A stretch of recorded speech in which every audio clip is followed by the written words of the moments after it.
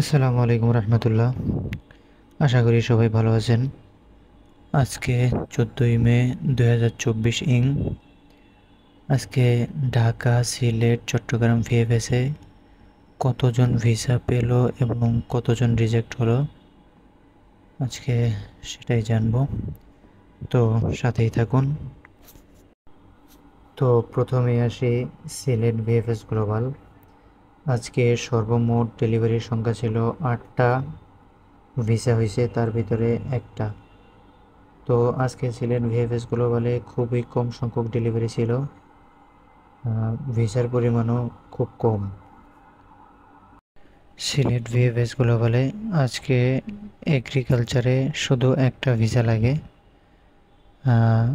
স্পন্সরে কোনো ভিসা লাগেনি, ফ্যামিলি ভিসাও লাগেনি এবং 8টার ভিতরে 7টাই আজকে রিজেক্ট হয়েছে। এগ্রিকালচারে যে ভিসাটা হয়েছে একটা, সেটার জমা ছিল আগস্ট মাসে। এরপরে চলে আসি ঢাকা ভিএফএস গ্লোবাল।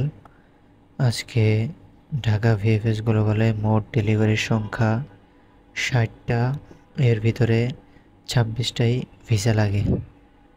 আজকে ঢাকা ভিএফএস গ্লোবালে 26টা ভিসার ভিতরে এগ্রিকালচার ভিসা হয় 60টা, যেগুলা সবই আগস্ট মাসে জমা ছিল, এবং স্পন্সর ভিসা হয় 5টা, স্পন্সরগুলোও আগস্ট মাসে জমা।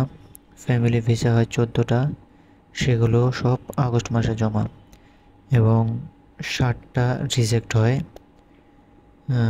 যেগুলা সবই 24 সালে জমা ছিল।